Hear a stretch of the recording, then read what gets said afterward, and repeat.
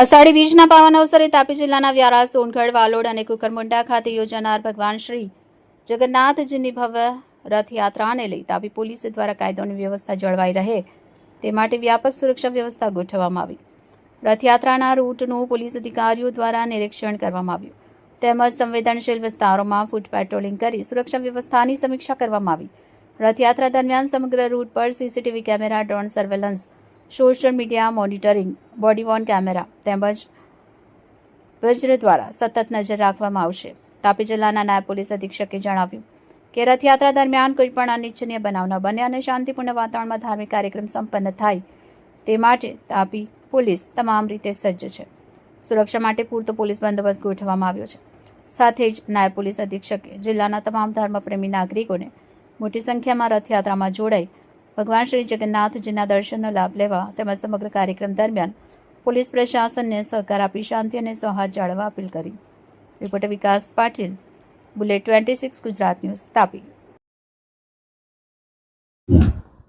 આગામી તારીખ 16/7/2026 તથા 19/7/2026 રોજ તાપી જિલ્લાના વ્યારા, વાલોડ, કુકરમુંડા તથા સોનગઢ પોલીસ સ્ટેશન ખાતે ભગવાન શ્રી જગન્નાથજીની રથયાત્રા કાઢવામાં આવનાર છે. જે અનુસંધાને તમામ પોલીસ સ્ટેશન વિસ્તારમાં રૂટનું સુપરવિઝન તથા ફ્લેગ માર્ચ કાઢવામાં આવેલ છે તથા એરિયા ડોમિનન્સની કામગીરી કરવામાં આવેલ છે. આ સમગ્ર રથયાત્રા બંદોબસ્ત દરમિયાન BDDS, QRT, Vajra vehicle, riot control vehicle તથા બોડી વોર્ન કેમેરાનો ઉપયોગ કરવામાં આવનાર છે અને સમગ્ર રથયાત્રાનું ડ્રોન સર્વેલન્સ તથા સીસીટીવી સર્વેલન્સથી મોનિટરિંગ કરવામાં આવનાર છે. આ ઉપરાંત સોશિયલ મીડિયા ઉપર પણ મોનિટરિંગ રાખવામાં આવેલ છે.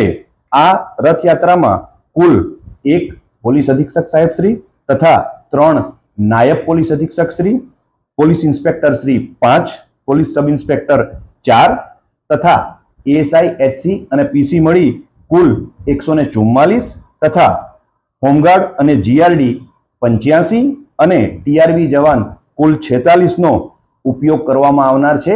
આ સિવાય જિલ્લાની તમામ ટીમને સ્ટેન્ડ ટુ રાખવામાં આવેલ છે અને આ ઉપરાંત જિલ્લામાં જુદી જુદી જગ્યાએ LCB, SOG તથા ટ્રાફિક શાખાના અધિકારી તથા કર્મચારીઓ આ ભગવાન જગન્નાથની રથયાત્રામાં બંદોબસ્ત અર્થે જોડાનાર છે.